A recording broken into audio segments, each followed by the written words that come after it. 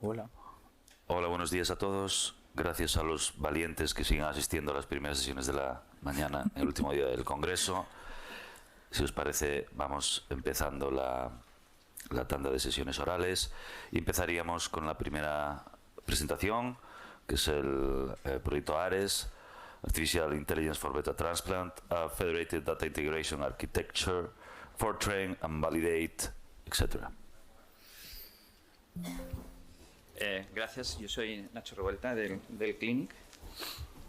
Os vamos a presentar un proyecto en el cual va más allá de lo que entendemos nosotros como la inteligencia artificial. Ayer Dori Seguez nos explicó un poco diferentes conceptos, pero al final salió a la colación de que necesitábamos una estructura de datos que vaya más allá y que nos permita hacer inteligencia artificial no generativa, ¿no? Que es un poco la que explicó ayer Dori y es un poco la que nos va a llevar a aplicarla en el mundo de la medicina. Esto es mi conflicto de interés, ninguno con esto. Y es que tenemos múltiples y diferentes sistemas de información a nivel de España y en Estados Unidos. Para que os entendáis, solo en Cataluña hay 29 diferentes sistemas y al final tienen que estar conectados porque muchas de las variables que nosotros utilizamos para poder aplicar este tipo de tecnología requieren que estén todas incluidas. En Estados Unidos, fijaros que hay 600, pero ellos ya lo han conseguido. Y el problema está en que cada uno tiene un sistema diferente y a veces no es fácil intentar conectarlos.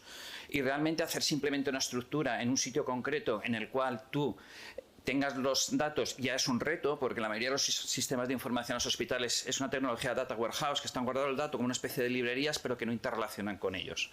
Con lo cual, tienes que ir a tecnología mínimo data lake, que ya te permite hacer algún tipo de integración, o espacio de datos, data space, que es un poco lo que estamos intentando hacer, que ya es una tecnología mucho más avanzada. Pero claro, se está financiando mucho a nivel arriba de diferentes ministerios, pero no tanto a nivel de los hospitalarios. Aquí tenéis diferentes fotografías. Y un poco importante también cómo detectamos los bias, ¿no? Cómo sabemos que esa información que nos está rindiendo y que se va a importar ese sistema está bien controlada y demás. O sea, eso tiene que haber un sistema de seguridad, de control, etcétera. Y muchos de estos sistemas tienen que estar validados. Tienen que tener un sello al menos de la CE, porque todo algoritmo o todo sistema que hagamos requiere ser la regulación del medical device, precisamente por eso, para que tenga una regulación que detecte estos potenciales bias. Y si queréis un poco hablar, aquí hay un paper donde nosotros hemos ido trabajando, en el cual aplicamos una serie de algoritmos en los cuales somos capaces de identificar en toda esa información que se nos está cargando dónde se ha importado diferentes errores. Eso es un juego que hicimos, que cogimos variables, las fuimos cambiando y por medio de un algoritmo de inteligencia artificial probamos muchos tipos diferentes en los cuales detectábamos más de un 80% de los errores que habíamos cometido aposta dentro de esa base de datos. La realidad de la comunidad de trasplante, pues no os lo voy a explicar. Tenemos muchos centros de trasplantes, muchos sistemas de información y entonces esto, y aunque tengamos unas mismas unidades en las cuales nosotros reportamos información, eso no tiene mucho sentido. Lo importante es que la información conectada esté abajo, no que tengamos todo conectado, porque de hecho si la tienes abajo conectada estará exportando automáticamente como ya están haciendo en Estados Unidos.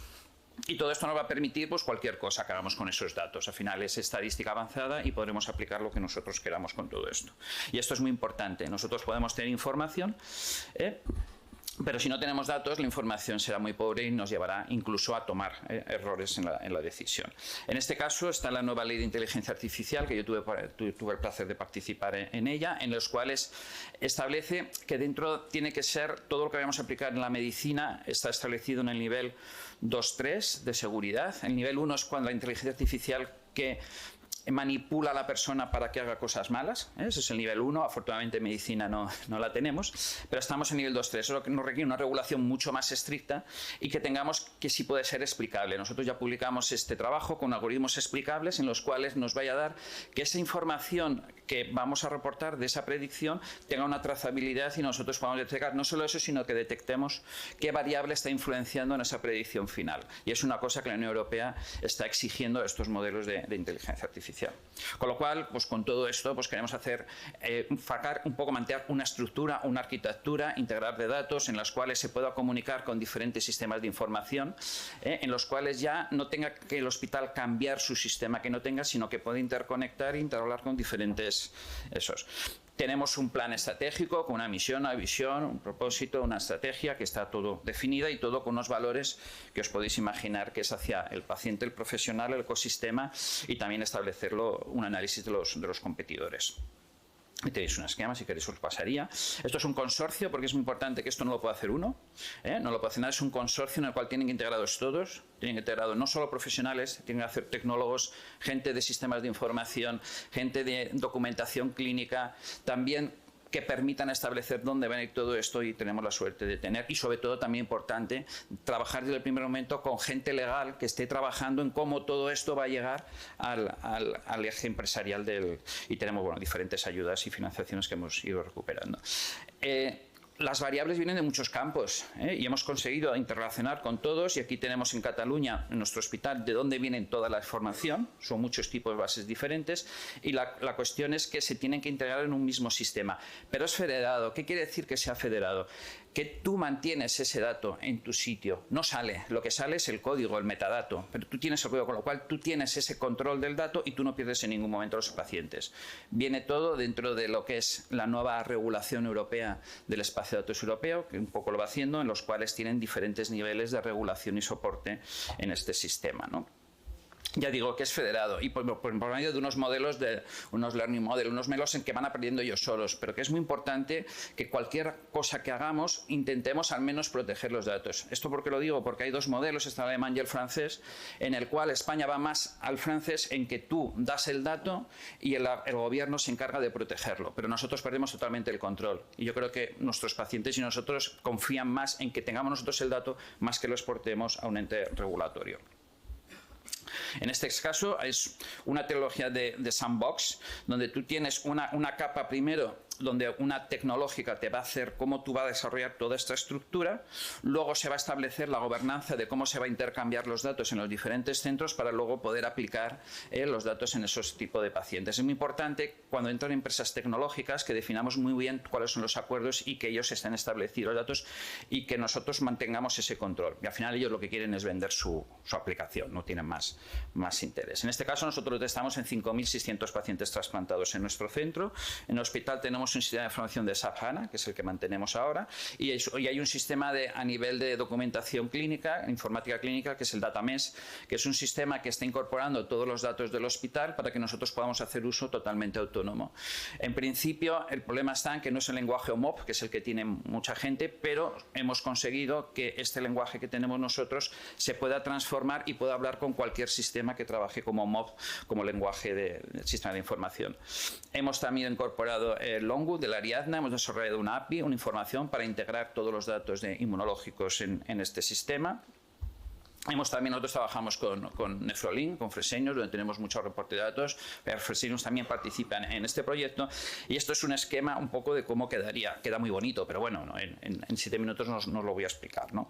Lo que te permite todo esto, teniendo diferentes, es que nosotros podamos, por ejemplo, este algoritmo que nosotros ya desarrollamos explicable para la predicción de cómo va a ir el trasplante, lo podamos integrar dentro del sistema. ¿Esto qué nos permite integrarlo? Saltar los varios pasos regulatorios, con lo cual es muy importante. Y luego también es importante que estos algoritmos luego se van a ir testando, van a ir aprendiendo dentro de estos sistemas. De tal manera que, de la otra manera, si tú luego coges este algoritmo y lo llevas a otro establecido en otro hospital, no lo puedes usar porque no tiene plasticidad. Lo que tienes que hacer es volverlo a entrenar y volverlo a desarrollar, con lo cual hace muy difícil que cualquier algoritmo que nosotros desarrollemos, si no tenemos un sistema así, será muy difícil que pueda llegar a tener el sello de la validación. Y luego, por supuesto, que la interfaz sea amigable, que sea fácil, sea utilizable, y cuando nosotros estemos con la máquina de trasplante podamos identificar con esto muy fácilmente cómo aplicamos estos algoritmos. Con lo cual, yo creo que desarrollar una estructura, una arquitectura de datos no solo nos permitirá hacer proyectos, sino nos permitirá atender la información de una tal manera que la podamos compartir con el resto de una manera federada, sin nosotros perder el control, y esto nos permite un mundo de aplicaciones, no solo un proyecto concreto. Muchas gracias. Muchas gracias, doctor Revuelta. ¿Alguna pregunta entre los asistentes? Si nadie se anima, Nacho, yo te quería preguntar, de momento esto veo que está diseñado para el trasplante renal, pero eventualmente es escalable a todos los trasplantes órgano sólido, ¿es la idea? ¿Está más perfilado estrictamente solo de cara al trasplante renal? No, esto va mucho más allá de esto lo que estás haciendo es la información de una estructura hospitalaria.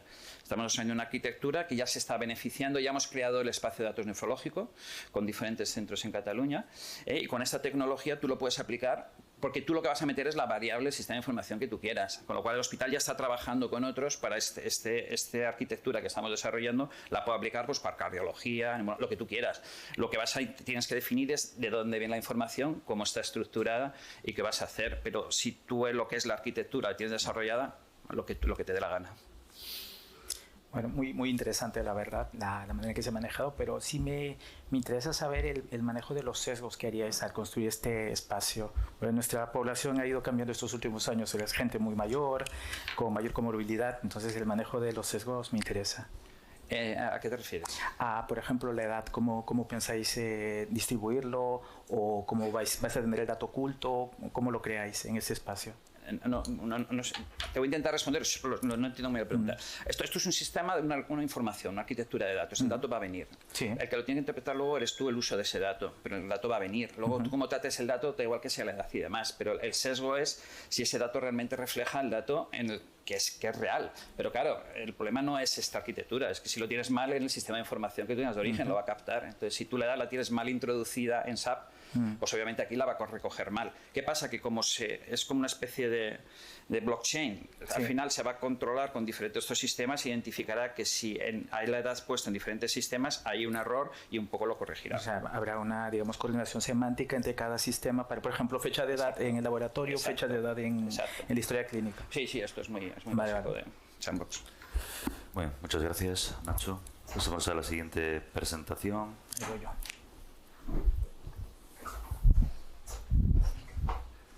En la cual participa nuestro brillante moderador, el Dr. Taco. Bueno, yo os comentaré la experiencia del manejo de una herramienta de inteligencia artificial que hemos usado para nuestras biopsias renales. Entonces, ya conocemos que la biopsia es el gold estándar para el trasplante renal, pero tiene algunos errores que son complejos de manejar.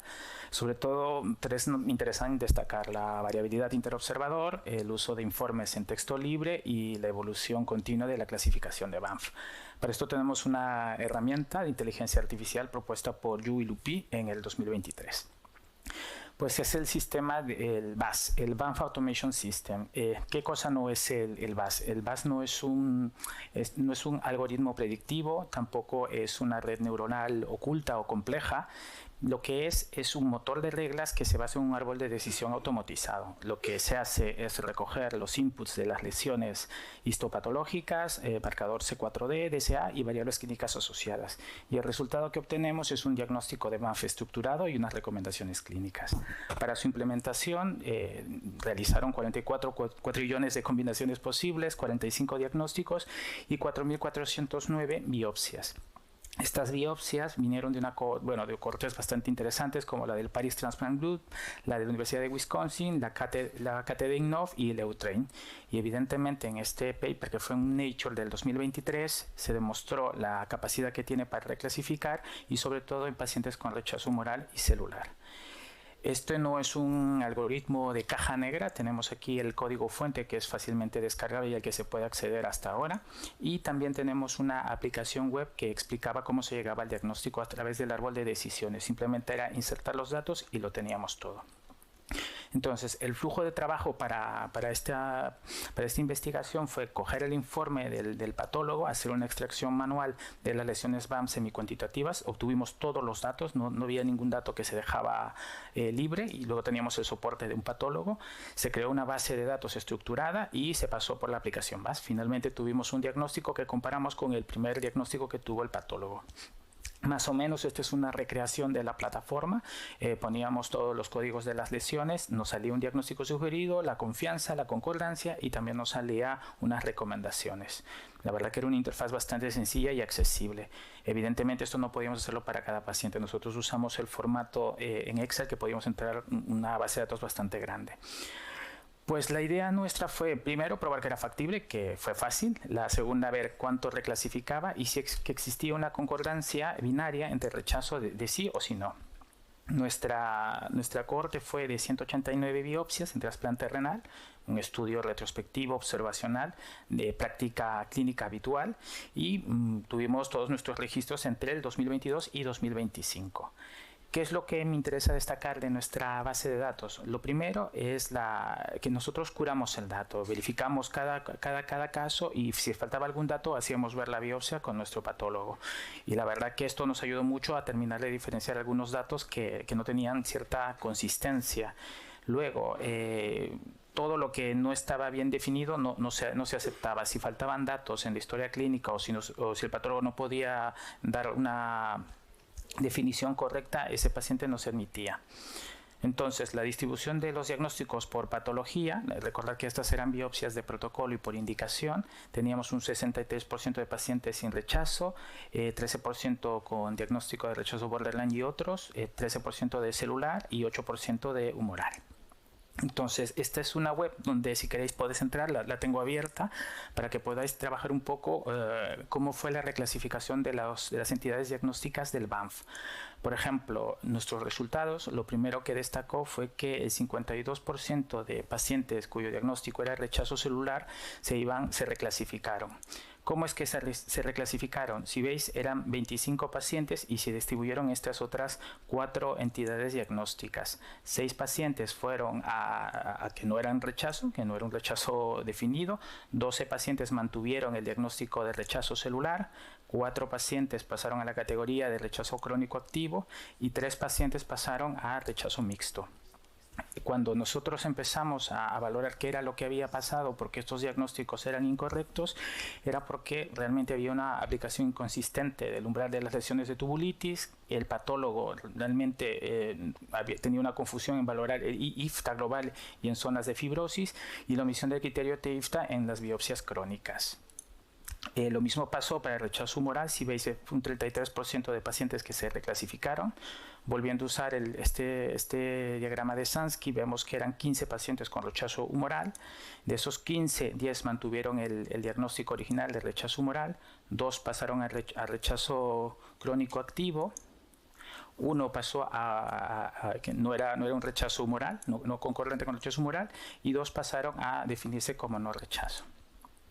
Y finalmente, una categoría que nos llamó mucho la atención, aunque fueron pocos pacientes, fueron los pacientes que pasaron de no tener rechazo a una categoría diagnóstica distinta.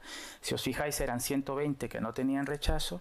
De estos, 2 pasaron a la categoría de rechazo humoral, 112 mantuvieron el diagnóstico de no tener rechazo, 3 pasaron a la categoría de rechazo celular y 3 pacientes también pasaron a rechazo borderline. Entonces, en el caso del humoral, que fue donde nos enfocamos, las causas principales era la falta del dato, de que no había la serología de DCA, que estuviera documentado, el C4D, que estaba en rango limítrofe, y aquí venía la confusión con el patólogo, que no sabía definir si era focal o difuso, y el infrarregistro de otros marcadores que en la historia clínica. Entonces, como observáis aquí, esta es la zona de casos sin DCA circulante, un C4D en rango limítrofe, que nos obligan también a pensar que este es un área gris y que tenemos otras lesiones que ahora se están trabajando en el BANF. Finalmente, nuestros resultados mostraron que nuestro patólogo frente al VAS tenía un 86,2% de acuerdo global y un acuerdo casi perfecto según la escala de Landis-Koch con la capa de Cohen de 0,85.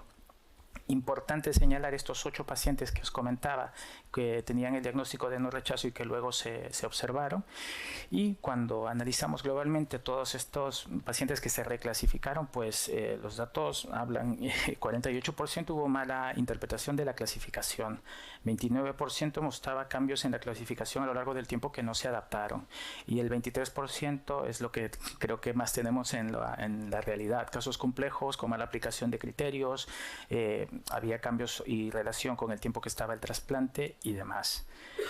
¿Qué fortalezas tiene nuestro estudio? Bueno, es la primera vez que se aplica esto en un centro español. Hemos demostrado que era factible hacerlo, es concordante y compatible. Las limitaciones que, bueno, el propio diseño del estudio, nuestro tamaño muestral es bastante pequeño y evidentemente lo ideal sería contar con otro patólogo sin sesgo que valore otra vez estas biopsias y nos dé la concordancia. Lo que me interesa un poco comentaros y para que os llevéis a casa es que todos lo podemos aplicar. La reclasificación es relevante para ciertas etiologías como el celular y el humoral y que existe una alta concordancia con nuestros patólogos. Y en mi opinión, ¿qué podríamos obtener con este tipo de scores? Pues bueno, reducir la variabilidad interobservador, podríamos crear endpoints clínicos que se podrían estandarizar. De hecho, en el trabajo original de Yu y de Lupi, lo que ellos fueron fue supervivencia del injerto al cambio de la reclasificación, que esto yo no lo pude obtener por el tiempo que teníamos. Es una herramienta de entrenamiento para residentes en patología y de nefrología, y evidentemente lo interesante sería validarlo en otros centros españoles. Y bueno, a agradeceros. No sé si tenéis preguntas. Muchas gracias, doctor Hurtado. ¿Alguna pregunta? ¿Los asistentes? ¿No? Omar, en cuanto a los resultados que encontramos en nuestra población con respecto al artículo, digamos, fundacional del modelo cuando se publicó, la verdad que ¿las proporciones se mantienen o hay grandes diferencias? Sí, era bastante similar. De hecho, cuando uno se puso a definir las cohortes, ellos también, parte de la cohorte europea tenía pacientes de Barcelona. Entonces había cierta concordancia y eso la verdad que nos animó. El punto flaco y lo que nos queda por implementar es en estos que se han reclasificado, ¿qué ha pasado? ¿Realmente han ido peor? Esta reclasificación tiene una aplicación clínica a futuro. Y esto es lo que queremos ver ahora mismo. Muy bien.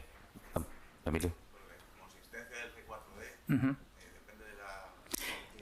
depende de la metodología, depende del patólogo, porque el mismo patólogo un día nos decía que era un 1 y el otro día nos decía que era un 0. Y nosotros usamos inmunohistoquímica. ¿Y la presentación del VAS? Era mixta, sí. ¿Contempla? Sí, lo contempla. Muy bien, muchas gracias. Pasamos a la siguiente comunicación.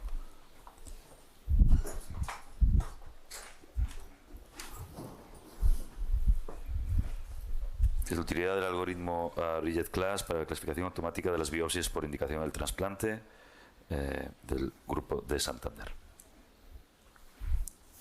Bien, sí, ya está.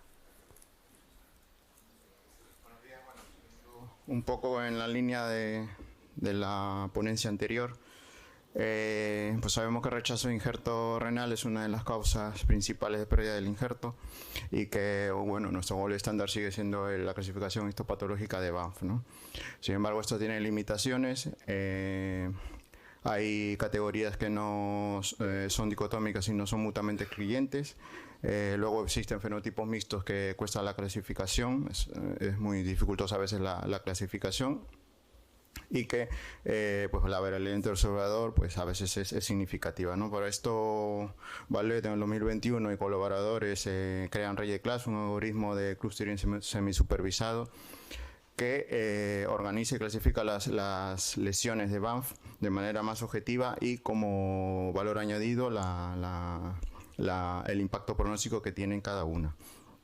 Entonces, Rigid Class, ¿realmente qué es? Pues es un algoritmo de clustering supervisado que mete las variables en la aplicación web y arroja un poco los gráficos que ven en la diapositiva. A modo central, pues arroja 3 índices cuantitativos: índice de actividad, que suma toda la inflamación global, el índice de cronicidad, todo el daño crónico acumulado, y el índice MVI, que simplemente se centra en la inflamación microvascular mediada por anticuerpos. A la de izquierda, los fenotipos agudos, el clúster 1 y 3, que se alinean un poco a la ausencia de rechazo y al rechazo mediado por células T.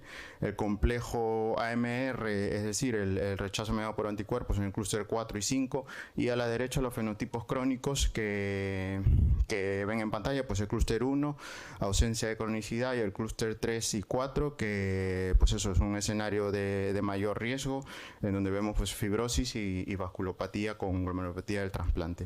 Todo esto disponible de manera cortita en su web oficial. Entonces nuestro objetivo del estudio fue un poco ver en nuestra cohorte toda esta distribución de fenotipos sumado a los índices de actividad. Y para esto utilizamos pues la herramienta valorando cada uno de los índices, ver la evolución que tenía con el trasplante y la correspondencia que tenía con la clasificación de Banff. Para esto hicimos un estudio retrospectivo incluyendo la primera biopsia por indicación de cada receptor de trasplante renal. Incluimos 215 biopsias, cada una se introdujo cada una de las lesiones BAM se introdujo en el aplicativo web, y con esto pues nos arrojó los fenotipos y los índices de actividad, ¿no? El análisis estadístico lo hicimos con regresión de Cox y Cubes de Kaplan-Meier para la supervivencia. En cuanto a las características de la cohorte, como ven en pantalla, de las 215 biopsias, pues la edad media fue de 52 años, la mayoría fue varones. Tuvo una mediana de seguimiento de 4.4 años y una mediana de tiempo a la biopsia de 79 días. Como ven a la derecha, el tipo de donante predominante fue muerte encefálica seguido por asistolia, y la indicación de la biopsia predominantemente fue por el aumento de creatinina. Como ven, un porcentaje de 28% con DCA positivos al momento de la biopsia, y en el largo del seguimiento pues subieron 40 pérdidas del injerto. ¿Qué fenotipos o qué índices de pronósticos obtuvimos? Pues a la izquierda los fenotipos agudos. De las 215 biopsias, la mayoría era clúster o fenotipo tipo 1, es decir, ausencia de inflamación. El clúster 3 con un 16%, que corresponde a la clasificación de BAM de rechazo por células T y parámetros borderline.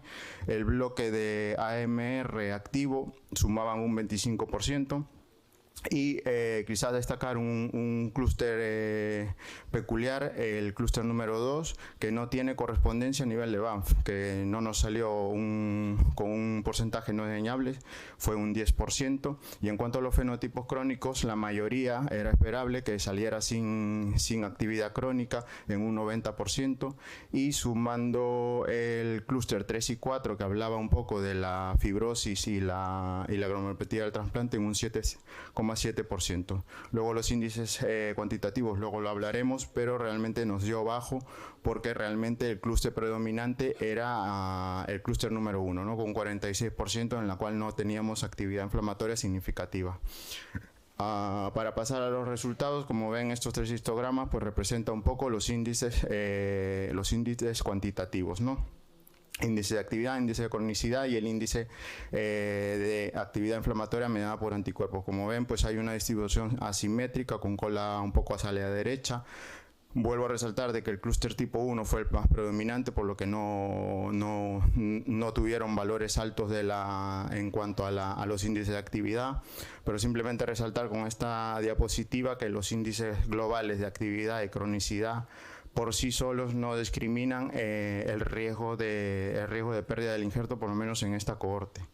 Luego hablaremos un poco en la siguiente diapositiva por qué pasó esto, ¿no? Y luego metiéndonos ya un poco en significancias y viendo un poco qué es lo que pasaba en nuestra cohorte. A la izquierda vemos las curvas de Kaplan-Meier.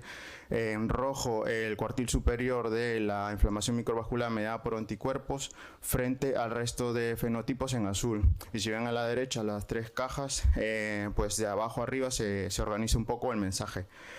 Habíamos mencionado que el índice de actividad y cronicidad no se asociaron con pérdida del injerto, es decir, estos índices no discriminan el riesgo de supervivencia del injerto.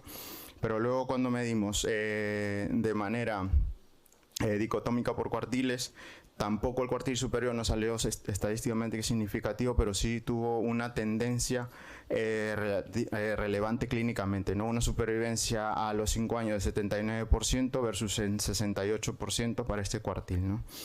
Pero luego, en tercer mensaje, analizamos este mismo índice AMR, UMBI, de manera continua por regresión de Cox, y aquí sí que nos salió estadísticamente significativo, ¿no? ¿Esto qué quiere decir? Que probablemente Reye Class, estos índices cuantitativos, el índice global de inflamación, a pesar de estimar inflamación total y cronicidad, no discriminan el riesgo de supervivencia del injerto, sino que probablemente el motor de fallo de estos injertos pues sea la inflamación microvascular mediada por anticuerpos. En cuanto a los fenotipos agudos, la curva un poco compara los fenotipos 4, 5 en rojo versus el resto en azul. Recordemos que el fenotipo 4 son pacientes o casos que tenían con DCA positivos con mínima inflamación microvascular, y el fenotipo 5 era pacientes con MR activo y florido. Como ven en la curva de supervivencia, a los 5 años el grupo de menor riesgo fue de 82% versus un 58% del grupo de fenotipos 4 y 5. Con esta diapositiva simplemente destacar que probablemente Reye Class identifica a este subgrupo de pacientes con un perfil de AMR activo que tienen un riesgo de supervivencia bastante menor, y esto nos orientaría un poco al manejo que tendríamos que tener con este paciente de manera un poco a seguimiento. En cuanto a los fenotipos crónicos, yo creo que esta ha sido un poco la diapositiva más llamativa.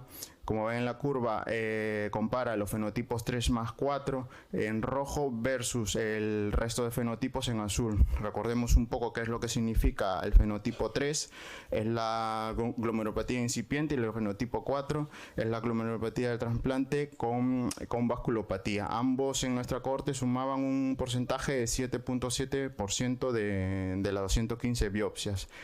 Y como ven, la caída de la supervivencia es bastante dramática, inclusive al primer año. La supervivencia del grupo de menor riesgo fue de 79% versus tan solo un 18% de los fenotipos 3 más 4.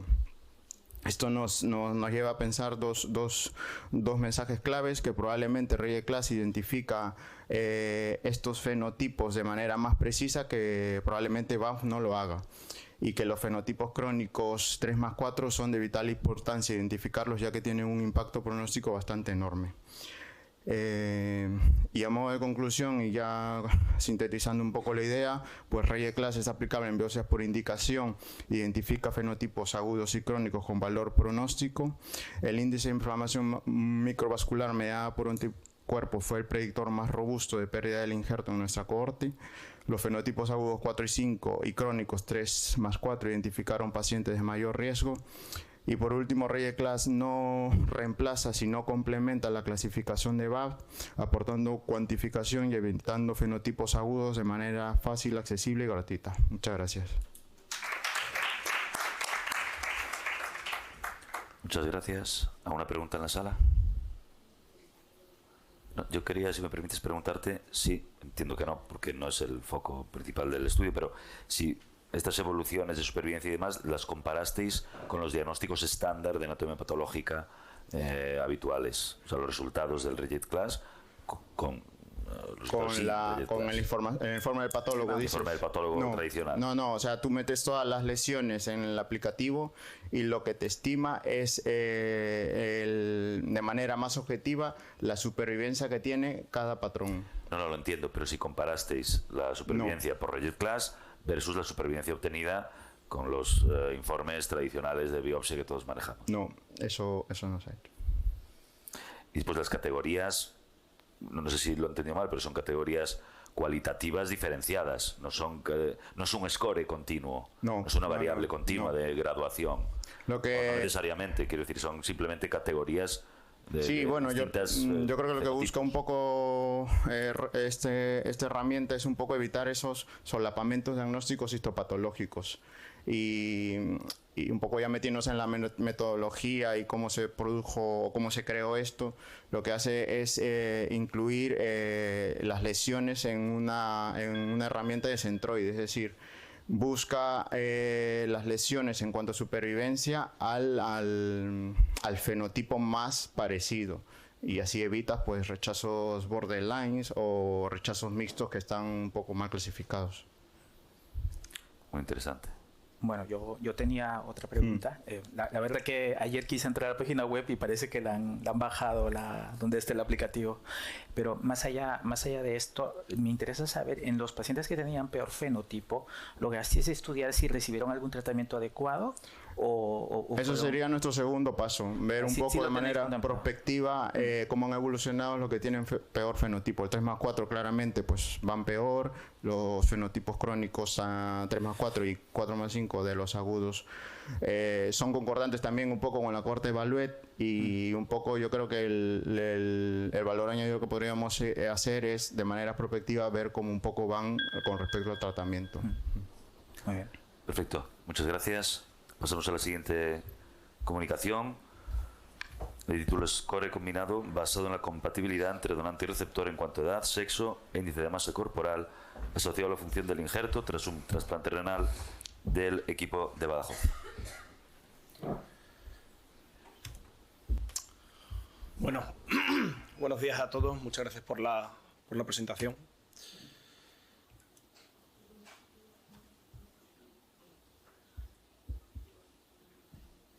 Ahí está.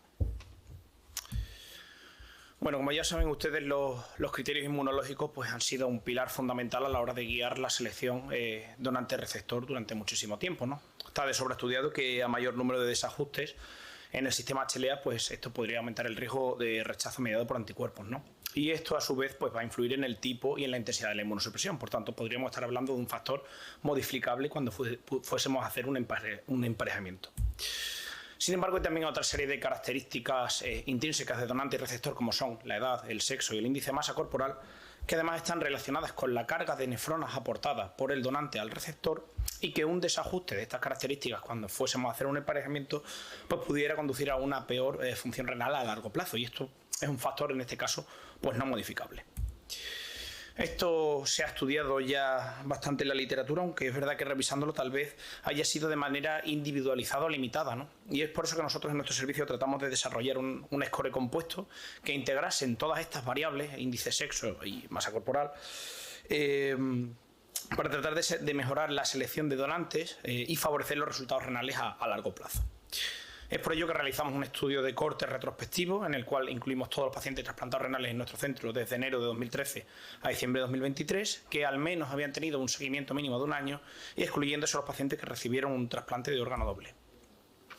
Aquí tienen en pantalla las características de la muestra, con un total de 459 pacientes, luego comentaremos un poquito más adelante. Y esta es la manera que construimos el score, ¿no? Dimos puntuaciones, ¿vale?, en cada una de las categorías de 0, 1 o 2, según cuál fuese el rango de desajuste entre donante y receptor. Por ejemplo, en el caso del sexo, catalogamos como 0 puntos cuando donante y receptor son del mismo sexo, es decir, varón, varón, mujer, mujer.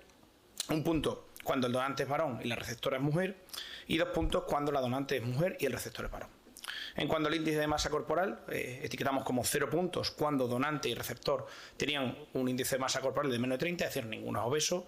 1 punto cuando ambos eran obesos y 2 puntos cuando había un desajuste, es decir, donante de menos de 30, receptor de más de 30 o viceversa. Y en cuanto a la edad, etiquetamos o valoramos como 0 puntos cuando el donante era más joven, concretamente más de 5 años joven que el receptor. 1 punto cuando donante y receptor estaban ambos en torno a los 5 años. Y 2 puntos cuando el donante al menos era 5 años más mayor que el receptor. De manera que la puntuación combinada, pues las teníamos sumando las puntuaciones individuales de edad, género e índice de masa corporal con un rango desde 0 hasta 6 puntos. Aquí podemos ver en un ejemplo, por ejemplo, si tuviésemos un donante varón con un índice de masa corporal de 31 a 59 años y una receptora mujer, índice de masa corporal 26 y 66 años, ¿vale? Pues en este caso obtendríamos 1 punto en la valoración del sexo, 2 puntos en la del índice de masa corporal y 0 puntos en la de la edad. En total, un score de 3. Hemos realizado comparaciones individuales entre los diferentes grupos y cuando procedía evaluamos tendencia lineal y el impacto de la puntuación combinada sobre la función del injerto, es decir, la tasa filtrada glomerular a final de seguimiento, la analizamos mediante regresión lineal multivariante ajustados por diferentes factores de confusión que luego comentaremos más adelante. Estos son los resultados de la análisis de muestras, pues como comenté previamente, fueron 459 pacientes los que se han incluido con una mediana de seguimiento de 4,8 años y al final del seguimiento la tasa de filtrado medio fue de 48,7 mililitros por minuto. Entre los receptores la gran mayoría eran varones, siendo una distribución más equilibrada en los donantes, con una edad media que era similar tanto en donantes como receptores, 58 a 55,5 años, siendo el 32,7% de los donantes y el 21,4% de los receptores obesos. Bien, y cuando vemos un poco el análisis de estas variables individuales, viendo en principio la edad, según el rango de desajuste de 0, 1 y 2 puntos en esta categoría, podemos observar cómo la función renal ha ido descendiendo progresivamente conforme aumentaba la puntuación de desajuste, con una tendencia lineal significativa. Evidentemente, como es de sospechar, pues aquellos que tenían peor función renal eran aquellos en los cuales los donantes eran 5 años más mayores que que los receptores, ¿vale? Una tasa media de 44,2 mililitros. Y los que mejor función renal tenían, pues, lógicamente, los que los donantes eran más jóvenes que sus receptores. En cuanto al sexo, decir que la mayoría de trasplantes se realizaron ante pares del mismo sexo, y a pesar de que sí que parece que la función renal había un descenso de la misma conforme iba aumentando esta puntuación de desajuste, pues estas diferencias pues, no nos salieron estadísticamente significativas. Sí que en el caso del índice de masa corporal, pues evidentemente el grupo más numeroso fue aquel en el cual donante y receptor, pues ninguno era obeso, y era en el que mejor tasa de filtrado glomerular había, 53,1 mililitros minuto. Y cuando había un desajuste por obesidad, pues evidentemente era cuando peor función renal había. Y si vemos lo que es ya por sí el análisis del score combinado, ¿vale? Que podemos ver ahí las categorías 0, 1, 2, 3, 4, 5 y 6 puntos, se ha visto que os ha observado una relación inversa significativa entre la puntuación combinada y la función del injerto, de manera que a mayor puntuación que sostenían el score, pues tenían una peor tasa de filtrado glomerular a final de seguimiento. Y esta regresión es una regresión multivariante y la ajustamos pues por varios factores de confusión: diabetes post-trasplante, incompatibilidad de HLA, tipo de donación, función retrasada del injerto, infección por virus BK, etcétera, etcétera. De manera que cada punto adicional en la puntuación combinada pues se asoció con una reducción de 4,1 mililitros minuto en la tasa de filtrado glomerular estimadas. Muy bien, y a modo de conclusiones, bueno, este score ha demostrado, y recalco en nuestra población, que una correspondencia inadecuada entre donante y receptor en sexo, edad e índice de masa corporal pues se asocia a una peor función del injerto a largo plazo, que es algo que ya aquí todos los que estamos ya evidentemente sabemos, pero queríamos plasmarlo en números, ¿no? Y aunque la compatibilidad HLA evidentemente sigue siendo un pilar fundamental para hacerle selección, pues tal vez si esto se pudiese validar correctamente, incorporar este score en la toma de decisiones, pues podría optimizar la función renal tras el trasplante, ¿no? Ya que considera pues también factores que reflejan carga nefronal y compatibilidad fisiológica más allá de parámetros meramente inmunológicos, ¿no? Y lo dicho, recalcar que este es un estudio unicéntrico de un solo centro con un tamaño muestral que pudiéramos considerar tal vez relativamente pequeño, porque yo creo que, por lo que yo creo que estudios con cortes multicéntricas pues serían necesarios pues para poder validar estos hallazgos. Y eso es todo lo que tenía que decir. Muchas gracias. Muchas gracias. Una pregunta. Ausi, si eres tan amable con el... Nos piden que utilicemos los micros, perdona. Gracias. Bueno, primero darte la enhorabuena porque es muy bonito el trabajo. Es algo que sabemos, pero bueno, queda muy bien plasmado. Pero hay algo que no sé si me he enterado bien. En el tema, el score 2 del índice de masa corporal, entiendo que una masa corporal baja en un receptor de masa corporal alta, pues sí sea negativo. Ahora, la situación contraria no la veo del todo. Quiero decir, si tú tienes un donante grande y lo pones una señora pequeñina, pues fantástico, le vas a dar más nefronas, ¿no? O sea que, o no me he enterado bien, no lo sé. Estás enterado perfectamente, y a nosotros también nos llamó en este caso la atención, ¿no? Yo creo que todo fue fruto de que al tratar de componer el score y hacer una exploración visual de la muestra para dar las diferentes categorías, cuando analizamos o hicimos esa exploración visual, era de la manera que aparentemente había más diferencias, por así decirlo. No tiene mucho sentido, no sabemos si pueda estar relacionado a lo mejor pues con compatibilidades fisiológicas más allá de un mayor aporte de nefronas. También habría que ver si aportan más nefronas de un paciente obeso, cómo están esas nefronas, ¿no? Entonces yo creo que eso también está un poco, pero sí, es una cosa que también pues, evidentemente a nosotros nos llamó la atención. Sí, claro, la comorbilidad asociada a un gordo que afecta al donante y afecta al receptor. Exactamente. ¿No? Muy bien, pues muchas nada, gracias. Julián. Gracias a ti. Yo tendría una pregunta porque, no sé, igual que Ausi, no sé si lo he entendido bien, pero vosotros, o sea, te quería preguntar, ¿cómo generasteis el score?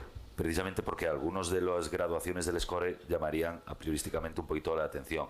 Entonces, no sé si primero con la evidencia generasteis un score de graduación y después comprobasteis cómo funcionaba, digamos, en vuestra población, o fue un score que ya teníais previamente armado. No sé si me he aclarado la pregunta. Sí, completamente.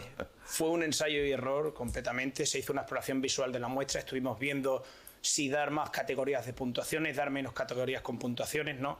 De manera que al final terminamos por simplificarlo, darle esas puntuaciones según la exploración visual de la muestra, un poco pues porque nosotros pensamos así, básicamente. Luego, evidentemente, al hacer el análisis multivariante pues salió muy bonito, pero evidentemente, lo dicho, es algo válido solamente en nuestra población, ¿no? Yo creo que esto merecería tratar de meter muchísimos más pacientes pues para tratar de darle más potencia para poder tener una justificación para poder incorporarlo, desde luego. Y después, cuando ves que efectivamente os queda muy bonito y muy bien graduado en la función renal, ¿eso está tomado a un punto de corte homogéneo para todos o al tiempo de seguimiento de 4 años? Eso está fijado cada uno cayó a donde cayó. Eso está fijado a final de seguimiento. Pensamos lo podíamos hacer a 1 año, podemos hacerlo a 2 años, claro, pero es que ahí tal vez cuando la curva de filtrado glomerular de un paciente empieza tal vez a estabilizarse, ¿no? No me parecería un buen punto de corte tal vez utilizarlo al año, ¿no? La mediana de seguimiento fueron 4,8 años. Yo creo que lo interesante de esto sería hacer un corte pues más adelante a los 5 años a todo el mundo, a los 6, a los 7, a lo que estimásemos. Todavía no lo hemos hecho, pero evidentemente conforme vayamos aumentando la corte, pues sí que queremos hacerlo. Una pregunta más, Emilio, por favor, si está amable. También me parece muy interesante y si podemos colaborar con datos... pues encantados, ¿eh? Solo sugeriría, por ejemplo, por jugar con estas cosas, a veces se relaciona más que el índice de masa corporal en la superficie corporal. Ya que tenéis los datos, pues seguir analizando a ver si relaciona mejor. Luego, hay algún estudio que relaciona el filtrado del donante con la superficie corporal que tiene, a ver qué masa renal dona, ¿no? Porque ya que estáis en ello... Sí.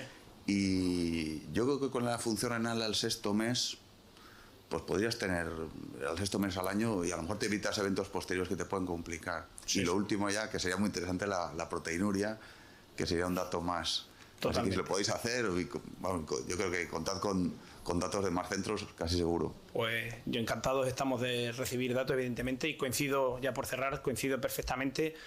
Tal vez la superficie corporal sería más interesante. Sabemos la limitación del índice de masa corporal y, en fin, esto es para continuar alimentándolo, como yo digo. Muy bien, muchas gracias. Pasamos a la siguiente comunicación. Factores asociados al desarrollo de enfermedad renal crónica avanzada tras el trasplante renal. Análisis de una corte contemporánea del equipo de Cádiz.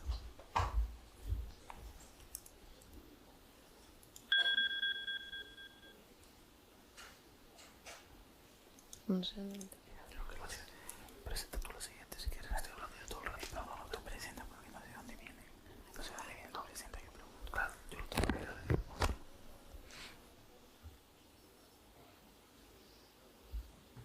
Bueno, buenos días y gracias. No es innovación decir que el trasplante renal representa la mejor alternativa terapéutica en el paciente con enfermedad renal crónica terminal, pero no es la solución, no es el tratamiento final de la enfermedad renal crónica, porque sabemos que nuestros pacientes trasplantados van a desarrollar a lo largo de su supervivencia de injerto y de vida enfermedad renal crónica avanzada. Además, en el escenario actual que tenemos, con donantes con criterios expandidos, sabemos que tenemos más riesgo, o eso sospechamos, de presentar enfermedad renal crónica avanzada, aunque la información en cohortes contemporáneas sobre esto es un poquito más limitada. Eso fue lo que motivó nuestro análisis. Hicimos un estudio transversal de pacientes trasplantados renales con injerto funcionante en seguimiento en nuestra unidad a fecha de 31 de diciembre del 2024. Describimos características clínicas y demográficas de los pacientes con al menos 3 meses de seguimiento y clasificamos a estos pacientes según el estadio de enfermedad renal crónica con la clasificación CADIGO. Analizamos los receptores de trasplante renal que recibieron un trasplante desde 2006, porque es cuando tenemos en nuestro registro, en el SICATA, en el registro andaluz, los datos completos de los donantes, y comparamos aquellos con enfermedad renal crónica avanzada y los no enfermedad renal crónica avanzada, y analizamos la proporción también de estos pacientes con ERCA por etapas, en la etapa de 2006-2011, 2012-2017 y 2018-2024. Por último, realizamos un análisis multivariante de regresión logística binaria para factores de riesgo de enfermedad renal crónica avanzada en el posttrasplante.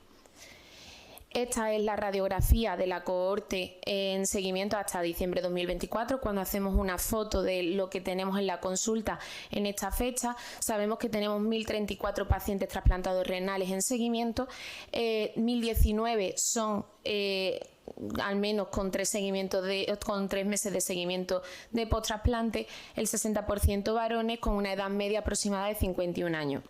De ellos, el 68,2% presentan al menos un filtrado inferior a 60 mililitros minuto y un 16,4% un filtrado menor o igual a 30 mililitros minuto.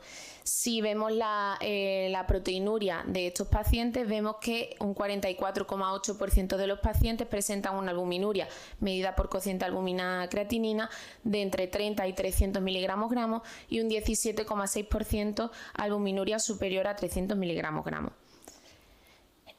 Como decía, nosotros analizamos los pacientes que habían recibido un injerto renal posterior a 2006, porque es cuando en el SICATA, en nuestro registro andaluz, tenemos datos disponibles, y la cohorte analítica era de 872 pacientes. El 69,6% presentaban una enfermedad renal crónica con estadios inferiores o igual a G3A y el 17,3% una enfermedad renal crónica avanzada con filtrado menor o igual a 30 mililitros minuto. Decía eso, que en nuestra cohorte de 872 pacientes la dividimos en pacientes con enfermedad renal crónica avanzada, que quisimos comparar con aquellos sin enfermedad renal crónica avanzada. Teníamos 151 pacientes en el primer grupo con un filtrado medio de 23 mililitros minuto y en nuestro grupo de comparación, los 721 pacientes restantes tenían un filtrado medio de 56,7 mililitros minuto. Comparamos estos dos grupos y veíamos lo que pensábamos, que los pacientes con enfermedad renal crónica avanzada en seguimiento en nuestra consulta de trasplante eran pacientes más mayores, con un donante también más mayor, con más frecuencia diabético, en menor proporción habían recibido un trasplante renal anticipado, con mayor frecuencia el donante había sido en asistolia y con un tiempo de isquemia fría superior. No vimos, por ejemplo, diferencia en el tiempo de seguimiento post-trasplante en los dos grupos. Decía que habíamos analizado por etapas.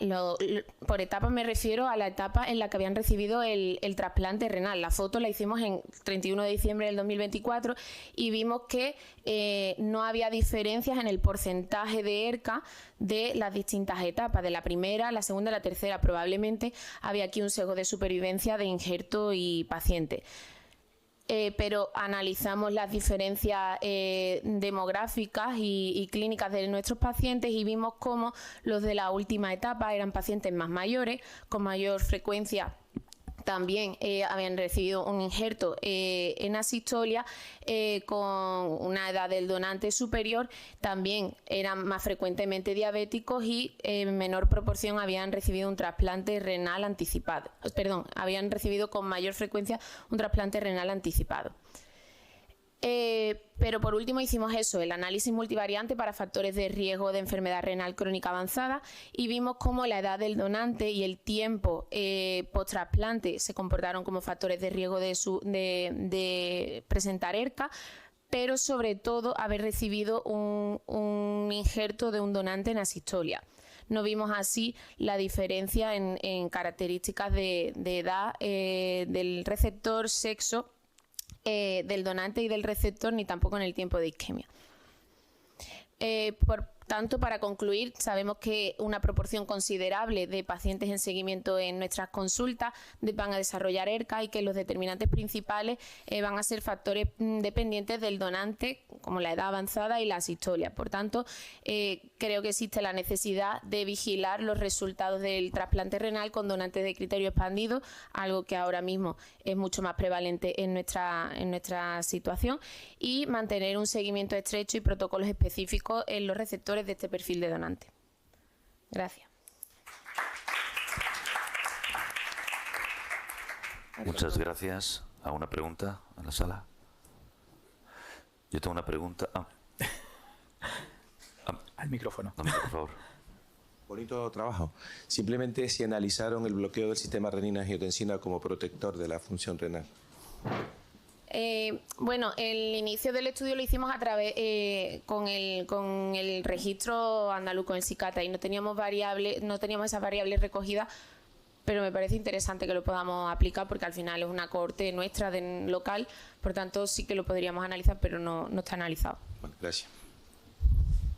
Bueno, gracias Marta, muy bonito. Era una pregunta un poco parecida porque no he entendido muy bien por qué utilizáis si utilizáis datos del SICATA no podéis hacerlo de toda Andalucía, pero si son datos de registro, y entonces si es de centro propio, ¿por qué no habíais mirado pues otros factores de progresión? Porque predecir el riesgo de ERCA lo has hecho con las basales, ¿no? Pero luego lo que pasa durante, o no sé si te ha salido alguna otra cosa de basal, enfermedad de base, grado de sensibilización, no sé. No lo hemos analizado. Realmente esta curiosidad nos surgió cuando estábamos haciendo el análisis, otro análisis de otro estudio, y veíamos cómo es verdad que nos surgía la duda de qué tenemos que hacer con el seguimiento de los pacientes trasplantados con ERCA. Entonces queríamos saber qué foto teníamos en ese momento. Es verdad que pues sí, que a lo mejor tiene sentido pues mirar más variables y analizar un poco eso. El sentido de que lo hiciéramos a través del registro era ese, pero sí que es verdad que no, aunque sí que lo vimos, teníamos en nuestro registro también están las variables de mismatches y de PRA, ahí no vimos diferencias, no lo he puesto, pero no vimos las diferencias.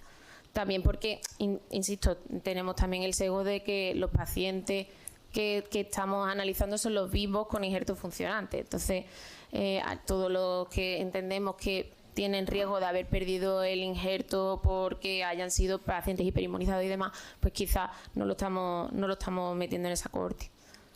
Y una última pregunta. Me llama la atención que atribuyas la teórica mala evolución a que el donante sea en sistole controlada. Quiero decir, ¿es por el método de extracción, el tipo de donante per se, o es que quizás estos donantes eran o más mayores o más pluripatológicos, etcétera, etcétera? No sé si eso lo habéis discriminado bien. En el multivariante sí se han metido los datos del donante por sexo. Pero tenéis sexo, edad, si no recuerdo mal, y si claro, es que los datos disponibles. Si eran distolia o muerte encefálica, ¿no? Sí.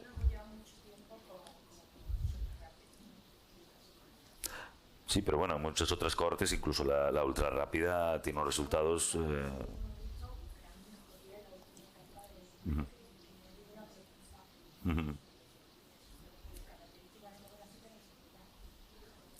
Muy bien, muchas gracias.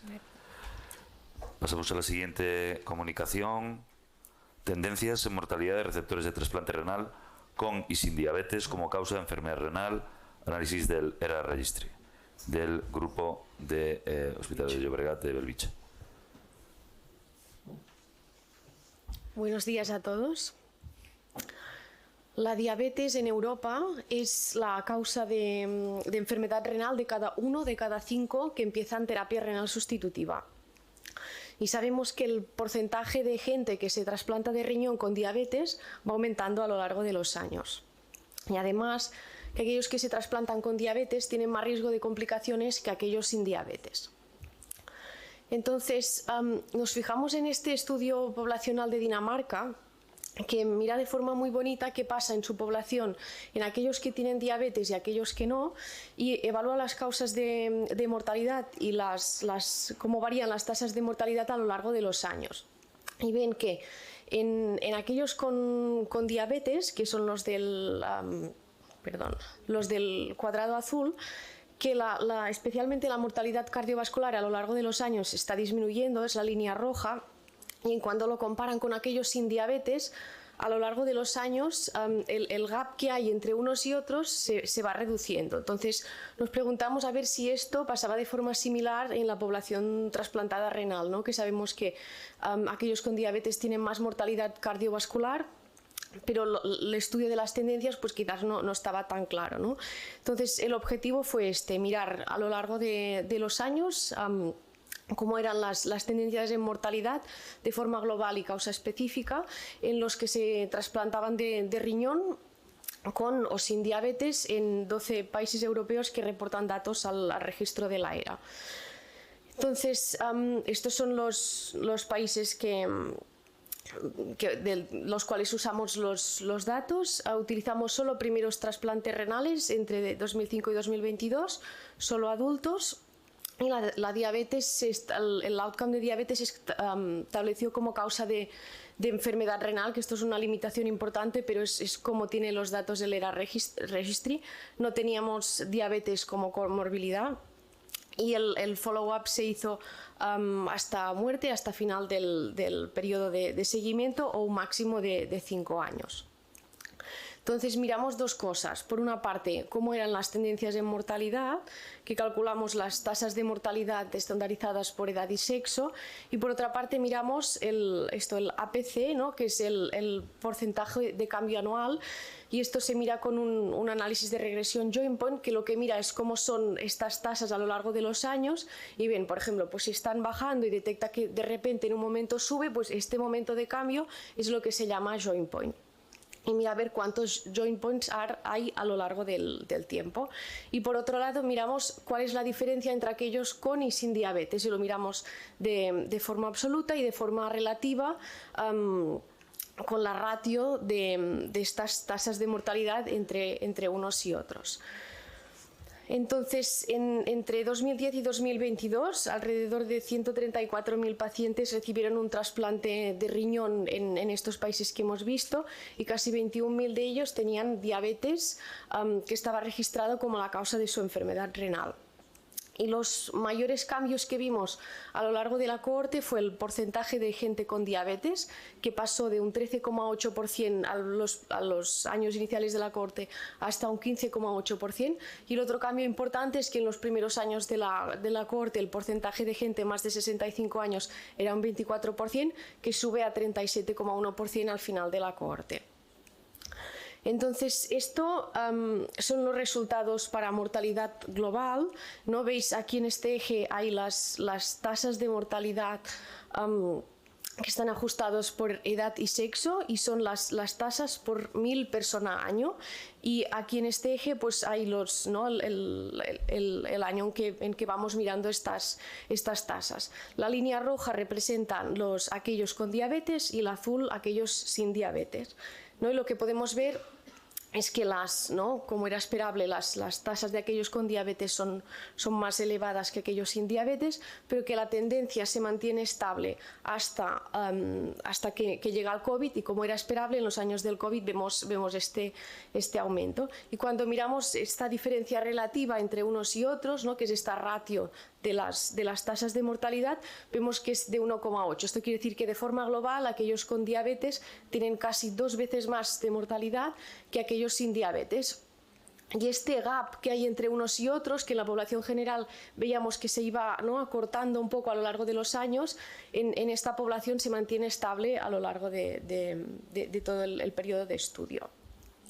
Entonces, esto es en relación a mortalidad cardiovascular. Veis que aquí hay más oscilación, porque ¿no?, al final la tasa anual que se va calculando varía un poco según el número de muertes que hay por año, pero al final con el joint point esto ya se tiene en cuenta, y vemos que a lo largo de los años no hay ningún joint point. Esto quiere decir que es estable las tasas de mortalidad a lo largo de los años de mortalidad cardiovascular, tanto con aquellos con y sin diabetes, y vemos que aquí el gap entre unos y otros, este gap relativo, es mayor, es de 2,3, y especialmente fue mayor cuando lo estratificamos por edad de los pacientes. En aquellos jóvenes, a pesar de que las tasas absolutas de mortalidad cardiovascular son menores que en aquellos mayores, la diferencia entre unos y otros es más grande, es de casi 3 veces más en los jóvenes con diabetes. Y en el caso de la infección vemos que está, ¿no?, claramente influenciado por el COVID. En los años previos al COVID eran estables, y luego vemos este incremento. Y cuando miramos esta diferencia entre unos y otros, aún hay diferencia, pero es más pequeña que la mortalidad cardiovascular, es 1,6 veces mayor. Y hasta en la época del COVID, ¿no?, a pesar de que aumentaron los dos, de forma relativa aumentaron de forma similar, porque este 1,6 se mantiene.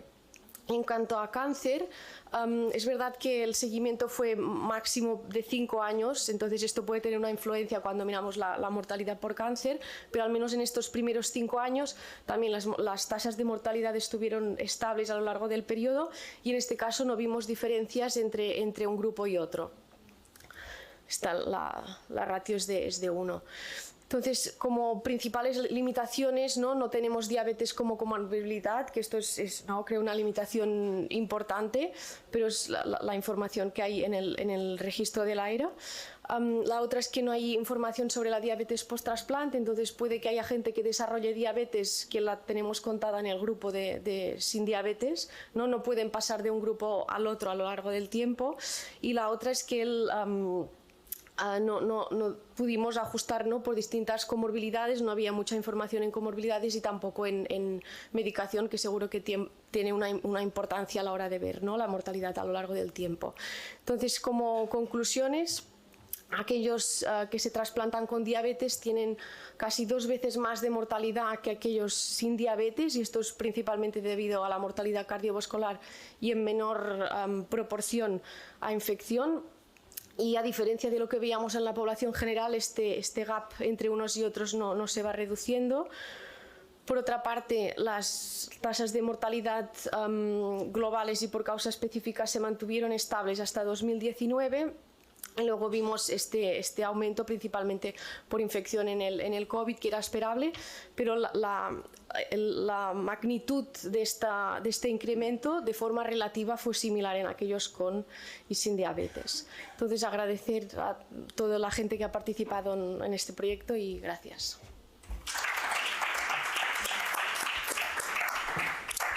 Muy bien, Daya. No sé si hay alguna pregunta. Pues pregunto yo. La verdad que es uno de los más sólidos por la N que ha sido de pacientes. El ajuste solamente ha sido por sexo y por edad, ¿verdad? O sea, comorbilidades nada, obesidad tampoco, fragilidad tampoco. No, la ERA tiene, creo, como bueno, que abarca pues muchos países. Creo que esto puede dar una realidad más global y que pues para calcular tasas anuales de mortalidad necesitas N grande, pero por contra no hay mucha granularidad en los datos y no había datos de comorbilidad. ¿Y mejoraremos ahora que tenemos los SGLT2 o los GLP-1? ¿Perdona? Pues, ¿Llegaremos a mejorar ahora que tenemos los SGLT2? Ojalá pudiéramos. Será bonito, yo creo, de ver pues, a lo largo del tiempo, a medida que estos fármacos se van aplicando, poderlo ver. ¿Alguna otra pregunta? Pues nada.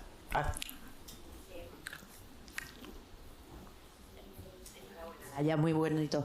Te quería preguntar, o sea, esto de la comorbilidad es importante. No sé si vuestra hipótesis de por qué no se reproducen los resultados de población general en población con enfermedad renal crónica, o sea, con end-stage organ disease, ¿no? Porque es otro tipo de diabetes donde la reducción de esa mortalidad cardiovascular, a pesar de que no tengas datos de medicación, ya no es tan posible. O sea, no sé cómo vais a orientar el paper, ¿no? Un poco las hipótesis, una es principalmente esta, que al final la gente que trasplantamos con diabetes es una población muy seleccionada, no toda la gente que tiene diabetes tiene enfermedad renal y no todos los que tienen enfermedad renal llegan al trasplante, y esto es una de las principales. Y la otra es también un poco las dudas que hay de que todos estos nuevos fármacos que vamos viendo, todo este impacto que tienen en enfermedad renal, pues quizás más precoz, no está tan claro en trasplantados a nivel de eficacia qué papel puede jugar, y principalmente estas dos. Pues muy bien, gracias. Muy bien, pasamos a la siguiente comunicación. Mortalidad precoz post-trasplante en receptores de más de 70 años. Un análisis del registro catalán liderado por el grupo del Hospital del Mar. Hola, buenos días a todos. Yo soy Nacho Cideraque, del Hospital del Mar. Bueno, como podemos ver en esta imagen, el trasplante renal en pacientes mayores de 70 años está aumentando en España, llegando en el 2025 a ser ya un 23%. ¿Esto por qué? Es porque son los pacientes que encontramos en las consultas y porque aparte sigue siendo demostrado que es la mejor terapia de tratamiento sustitutivo renal para los pacientes por aumentar su calidad de vida y también su supervivencia total. Para muestra, 2 cohortes contemporáneas publicadas recientemente. La primera es del grupo de Estados Unidos, del registro de Estados Unidos, con una población, como vemos, enorme. ¿Qué es lo que concluyen ellos? Que los pacientes mayores, y especialmente los pacientes que llevan más tiempo en lista de espera, son los que experimentan una mayor supervivencia.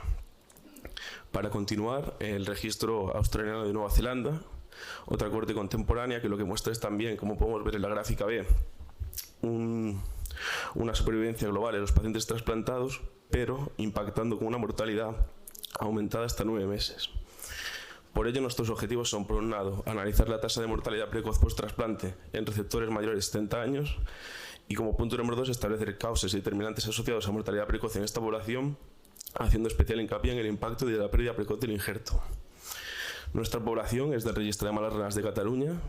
Le hicimos un seguimiento de los trasplantados desde 2014 a 2023, adultos, de receptores de un primer trasplante renal de donante fallecido. En total eran 4.492 pacientes, siendo la población de estudio 1.403, que es casi un tercio de la población. Analizamos la mortalidad precoz de los primeros 12 meses, la pérdida precoz del injerto y los factores asociados a la misma mediante un análisis de regresión de Cox. Respecto a las características basales que encontramos, como no puede ser de otra manera, los receptores son más mayores, claro. Encontramos algunas limitaciones de dependencia funcional también mayores en los pacientes más mayores. Eran pacientes que hasta un 48% eran diabéticos respecto a un 12,5% de los pacientes más jóvenes, y también en consecuencia tenían una enfermedad cardiovascular previa al trasplante mayor de un 61% respecto a un 30% de los pacientes más jóvenes. Respecto a las características del trasplante que encontramos, por política de asignación de órganos, si no puede ser de otra manera, los receptores más mayores recibían órganos más mayores. Asimismo, también recibían más donantes con asistolia controlada, un 40% respecto a un 28% de los más jóvenes. Enfrentaban a más horas de isquemia fría y además presentaban también un retraso mayor en la función del injerto, un 28,6% respecto a un 21% de los más jóvenes. Asimismo, recibieron como terapia de inducción en una menor proporción, un 33% respecto a un 40% de las poblaciones más jóvenes, agentes de depresión linfocitaria. ¿Cuáles son las causas de pérdida precoz del injerto? En toda la corte lo que vemos es un 7,01% que pierden el injerto en el primer año post-trasplante, respecto a un poco aumentado, un 8,83% los mayores de 70 años. Las causas, como podemos ver, son las mismas. Un 50% son de causa quirúrgica y podemos añadir casi que cumple los 2/3 y añadimos también la primary non-function.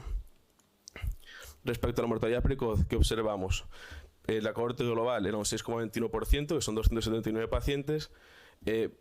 Vemos una horquilla muy grande respecto al grupo de los jóvenes de 18 a 50, que presentaban una mortalidad únicamente de 1,21%, respecto a la de mayores de 70, que aumentaba hasta el 11,55%. Creo que aquí es donde se ve más gráficamente la importancia de la pérdida precoz del injerto en la mortalidad de estos pacientes. Como vemos, la peor combinación, que es la más llamativa, es mayor de 70 años con pérdida del injerto, pero podemos ver, por ejemplo, que los pacientes más jóvenes, menores de 50, casi que se igualan a los pacientes con mayores de 70, que el injerto sí que sigue funcionando. ¿Cuáles son las causas de nuestro grupo de referencia? Pues varían mucho. Pasamos desde una muerte con injerto funcionante del 10% hasta una casi del 23% de los que pierden del injerto. Además, lo que vemos es que varían mucho las causas de mortalidad. Con injerto funcionante hasta un 40% son infecciones, cuando se presentan pérdida del injerto previos, cardiovascular desde el 40%.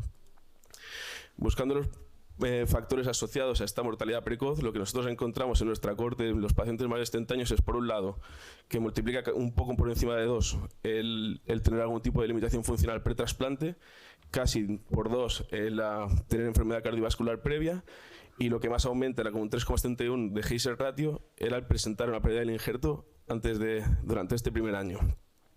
Entonces, como conclusiones, nosotros queríamos decir que los pacientes mayores de 70 años que reciben un primer trasplante renal presentan una mortalidad en el primer post-trasplante del 10,4 hasta el 23% según el estado del injerto, sea funcionante o se presenta una pérdida precoz. Los pacientes con injerto funcionante fallecieron fundamentalmente por causas infecciosas, mientras los que pierden el injerto lo hicieron por causas cardiovasculares. La pérdida del precoz del injerto se asoció con un riesgo de mortalidad en el post-trasplante casi 4 veces mayor. Y creemos entonces que es importante desarrollar nuevas estrategias para evitar la pérdida precoz del injerto en esta población que es especialmente vulnerable a la misma. Muchas gracias.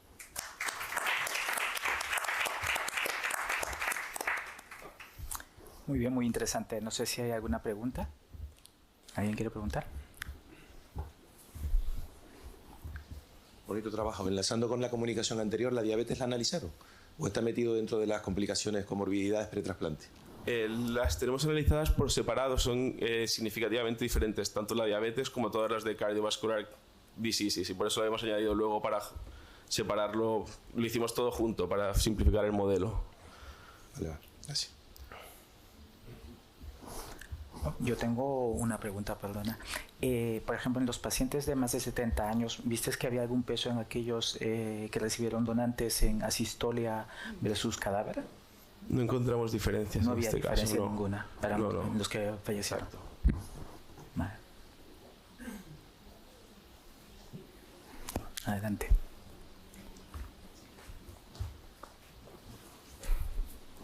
¿Y en los grupos de menor edad habéis encontrado mucha diferencia en la causa de muerte por precoz? No. Similar, ¿no? Es similar. En la cohorte completa sí que es infecciosa y tiene un peso un pelín mayor en la cohorte de mayores de 70 años, la cardiovascular, pero son diferencias significativamente no estadísticas, incluso entre los grupos nuestros de 70 años de con pérdida o sin pérdida. Es que lo que vemos también nosotros en el registro andaluz, que la muerte por infecciones ha cogido tal peso que afecta a todos los grupos. Vamos. Bueno, sí, nosotros sí que queríamos incidir, disculpa, te he interrumpido esto, que sí que veíamos, aunque no fuera estadísticamente significativo, como una inversión clara entre la pérdida del injerto o no pérdida del injerto en las causas de mortalidad en los mayores de 70 años, que no parece que sean así en otros grupos. Y esto ya es otra cosa, pero ¿habéis empezado a ver la muerte tardía? ¿Cómo se comporta a partir del primer año? No. Vale. Venga, pues nada, gracias. Gracias a ti. Me ha gustado mucho el trabajo. Muy bien, pasamos a la siguiente comunicación, que en este caso ya será la última porque la última comunicación ha sido retirada. Esta comunicación es el efecto hemodinámico de las fístulas arteriovenosas de hemodiálisis sobre el trasplante renal funcionante del equipo de Belvich. Hola, buenos días. Bueno, como ya sabéis, la fístula arteriovenosa para hemodiálisis es el acceso vascular preferido en nuestros pacientes en hemodiálisis porque tiene menos complicaciones y una tasa de permeabilidad primaria bastante elevada con respecto a los otros dos tipos de acceso vascular. Pero esta fístula en muchos pacientes trasplantados renales no se mira partiendo del hecho de que un 30% de estos pacientes tienen fístulas funcionantes. Y desde el punto de vista ya hemodinámico sabemos que las fístulas cuando tienen mucho flujo, especialmente por encima de 1500 mililitros minuto, vemos de que hay una afectación sistémica pero también local. En cuanto al injerto renal no hay ninguna evidencia que se vea que estas fístulas pueden alterar la hemodinámica renal. Con todo esto, pues tenemos varios mecanismos hemodinámicos que a nivel cardíaco está bastante bien especificado cómo afectas por el incremento del retorno venoso y la resistencia arterial periférica puede conllevar a insuficiencia cardíaca siempre y cuando haya un daño cardíaco previo. Pero sí es cierto que a nivel renal no hay nada, especialmente los injertos. Lo que se sabe es que probablemente este efecto añadido, este flujo añadido al gasto cardíaco puede generar una congestión renal retrógrada, aumentando los índices de pulsatividad y comportándose como una nefropatía congestiva y a nivel renal una hipoperfusión. ¿Por qué? Porque este gasto cardíaco, aunque esté elevado, no es un gasto cardíaco real porque parte de ese flujo de la fístula está redistribuido. Con todo esto, pues se comporta como una nefropatía congestiva que está muy bien descrito, especialmente en el síndrome cardiorrenal. Con todo esto, ¿qué evidencia hay en el trasplante renal y las fístulas arteriovenosas? Pues la evidencia es prácticamente la que existe, es el efecto de estas fístulas en el trasplantado renal. ¿Qué pasa a nivel cardíaco? ¿Y qué pasa? Pues lo que se ha descrito es que cuando se liga la fístula, a nivel cardíaco disminuye las masas ventriculares y mejoran los gastos cardíacos y disminuyen los índices cardíacos. A nivel renal hay muy poca cosa y especialmente en el trasplantado renal hay modelos animales como este que prácticamente es el único que existe que vieron que al aumentar la presión, al ligar la vena cava inferior, uno de los riñones era más congestivo y cuando vieron histológicamente los riñones se veían que estaban más inflamados y tenían peor función renal con respecto al que tenía la presión venosa normal o más baja. Con todo esto y partiendo de todo esto anterior, ¿qué pasa en el trasplante renal y la pulsatividad renal? Que esto está bastante bien documentado en que el índice de pulsatividad renal es un marcador de congestión, ya lo tenemos nosotros implementado en el VEXUS, que hace parte de esto y que está asociado mucho a la insuficiencia cardíaca, por lo cual generamos la siguiente hipótesis, ¿no? La hipótesis es que creemos que estas fístulas, como a nivel cardíaco pueden afectar, también podrían afectar a nivel renal. Y esto lo podemos medir mediante Doppler, los que nos dedicamos a esto, a ver flujos de arteriovenosos. Entonces, en este momento también podemos ver el efecto a nivel del Doppler, a nivel renal, especialmente en la vena renal. ¿Por qué? Porque hemos detectado que los pacientes que tenían fístula, la pulsatividad de la vena renal es mucho mayor con respecto a los que no tenían fístula arteriovenosa. Y el siguiente objetivo, con esto, pues también valorar si tenía un efecto a nivel funcional, en la función renal, en el gasto cardíaco, etcétera, etcétera, y también un efecto a nivel histológico. Entonces, con todo esto, pues generamos este estudio que el objetivo primario es valorar, ¿no?, el efecto hemodinámico de estas fístulas, especialmente el flujo sobre el injerto renal, y objetivos secundarios, pues ver si tiene una repercusión tanto funcional e histológica en los trasplantados renales recientes. Por lo cual hemos decidido creamos este estudio en donde hemos creado dos grupos, uno de pacientes trasplantados recientes entre 3 meses y 12 meses, candidatos a biopsias de protocolo, o sea, con función renal correcta, en dos grupos, uno sin fístula y otros con fístula. El objetivo era reclutar 20 pacientes, actualmente tenemos 17 en el grupo sin fístula y 19 en el grupo con fístula, y en cuanto a las características basales, pues como veis son más o menos similares en los dos grupos en cuanto a edad, superficie corporal, y en cuanto a la función renal, como veis es filtrados alrededor de 50 mililitros minuto en los dos grupos, sí, prácticamente sin albuminuria, sin proteinuria, o sea que funcionalmente son bastante correctos. Y ahora, pues en cuanto a los resultados, pues ¿qué vimos? Pues lo primero, existe, ¿no?, un efecto hemodinámico sobre la pulsatividad renal y de la fístula, o el efecto del QA. Pues vimos que los pacientes que tenían trasplantados renales con fístula pues tenían un índice de pulsatividad mucho más elevado, con diferencias significativas. Nosotros hemos puesto un punto de corte que es 0,3 en la pulsatividad, que lo miramos en el Doppler. ¿Y esto por qué 0,3? Porque es lo que se decide especialmente cuando se miden las pulsatividades venosas, que es lo normal. Por encima de 0,3 ya decimos que es patológico y es compatible con congestión venosa. Por lo cual pues parece que hay un efecto, ¿no?, de la pulsatividad renal sobre el injerto medida por Doppler. También, ¿qué vimos en la inflamación? Ya viendo la histología, pues los pacientes que tenían índice de pulsatividad renal más elevado por encima de 0,3, que son prácticamente todos los trasplantados con fístula, pues tenían algún grado de inflamación a nivel de la biopsia. Aquí hay que decir que ninguno de las muestras analizadas, ninguno de los pacientes tenía ni diagnóstico de rechazo, ni diagnóstico de pielonefritis o cosas que podrían alterar el estudio. Por lo cual, pues parece que la congestión venosa medida por Doppler puede tener cierto efecto sobre la microinflamación en nuestro estudio. Luego, también está el tema de si el índice de resistencia y la pulsatividad renal está asociado con las fístulas. Pues hemos visto que la pulsatividad renal, como ya lo he dicho previamente, sí está alterada de una forma significativa.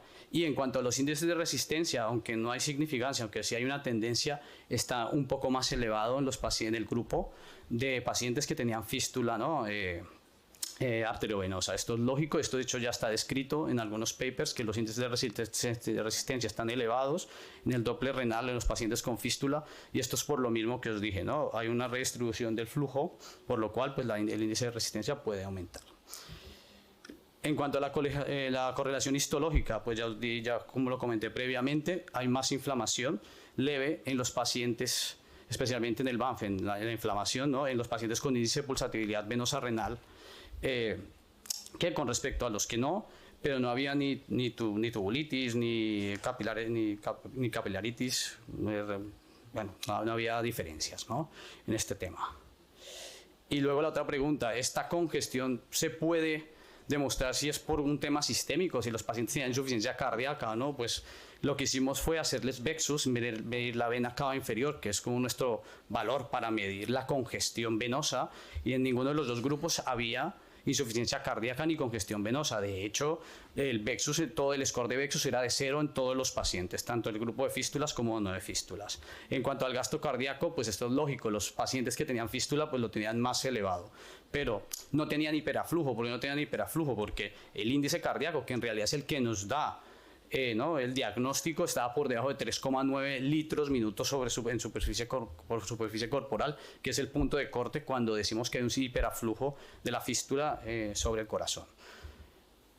El flujo afecta, es importante sobre el índice de pulsatividad renal. En nuestro estudio no hay una significancia hay una tendencia, pues no es significativo, pero seguramente es por la N, pero sí es cierto que los pacientes que tenían flujo por encima de 1900 mililitros minuto, pues tenían mayor índice de pulsatibilidad.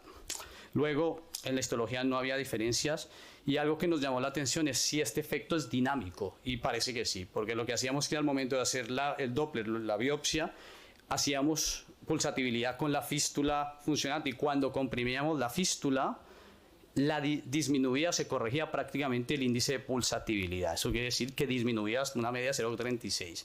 Eso nos indica que probablemente sí hay un efecto directo a nivel venoso renal. Por lo cual, ¿cuál es el mecanismo que proponemos con todos estos resultados, que son preliminares? Pues que la fístula puede generar, ¿no?, cambios hemodinámicos sistémicos y locales. Esto aumenta el índice de pulsatibilidad de la vena renal y podría, según nuestro estudio, haber cierto grado de microinflamación de exceso de flujo y congestión subclínica, porque no es una congestión que genera la fístula. Por lo cual, pues, ¿cómo concluimos? Pues que la fístula puede alterar la hemodinámica renal, especialmente a nivel venoso, que el índice de pulsatibilidad renal puede estar asociado con inflamación. En nuestra corte da la impresión, no tenemos datos definitivos tampoco, que estos cambios nos explican en sí por solo, ¿no?, congestión, ¿no?, sistémica o solo por el flujo, y que hay un efecto directo irreversible de la fístula, que lo hemos demostrado comprimiendo la fístula en el subgrupo de los pacientes con fístula, por lo cual pues parece que no es el flujo, sino es más un efecto hemodinámico como tal, y que la congestión renal en los pacientes con fístula es dinámica y que podría ser reversible al disminuir, ¿no?, los flujos de estas fístulas. Muchas gracias.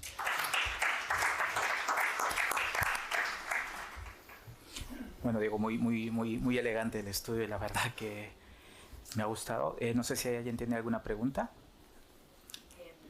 Gracias, Diego. Es que no me he enterado de una cosa. O sea, ¿hacíais biopsia de protocolo? Sí. ¿Y qué momento post-trasplante es? Es entre los 3 meses y el primer año. Son protocolos entre pacientes candidatos a biopsia de protocolo, casi todos son de 6 meses, que nosotros tenemos este protocolo. En el centro se hace a los 6. Sí.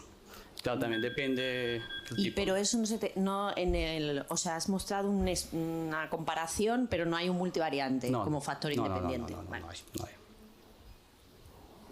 Diego, una pregunta. Estoy aquí. Sí. ¿Cómo integras la ausencia de elevado score Vexus sistémico, digamos, en este caso en la vena cava, pero entiendo que el resto también en un score de 0, con que sí que haya pulsatibilidad como más local a nivel del injerto renal? Claro, aquí siempre está la pregunta, ¿no? Se supone que si tienes un mayor gasto cardíaco, en principio la vena cava tendría que estar más elevada. Pero cuando se hace una fístula, fisiológicamente lo que pasa es que esto no se ve exclusivamente a nivel de la vena, sino porque hay una redistribución del flujo. Lo que sí da la impresión, porque hemos hecho pruebas de mirar la pulsatibilidad de la vena desde la fístula hasta la subclavia, la misma vena, ¿no?, la vena cava inferior, la ilíaca y la renal, es que parece que es un tema de la misma congestión de la fístula, hace que haya movimiento a nivel de las paredes de la vena. De hecho, es una pregunta que todos nos hemos hecho y que a veces es difícil de integrar, pero este flujo, cuando tú lo miras fisiológicamente añadido, no es que te genere congestión porque el corazón te lo compensa. Lo que pasa es que se distribuye y puede generar un aumento de presiones que no lo ves, ¿no?, reflejado a nivel de la vena cava inferior. Interesante. Gracias. Bueno, ¿y cuáles son los pasos siguientes? ¿Planeáis implementar un protocolo de cierre de fístula según índice? Bueno, no, lo que haremos es que hemos cogido de los dos grupos, la histología, y vamos a ver si hay inflamación en proteómica, es decir, que el grupo de fístula y no fístula, a ver si hay una inflamación directa, porque la teoría es que la congestión, como también está demostrado en insuficiencia cardíaca, puede generar cierto grado de inflamación y a largo plazo perder el injerto, ¿no?, o deteriorar la función renal. Ese es el punto. Bueno, ¿alguna otra pregunta? No, pues gracias, Diego. Vale. Muy bien. Gracias a todos los ponentes y los asistentes y damos por concluida la tanda de sesiones. Muchas gracias.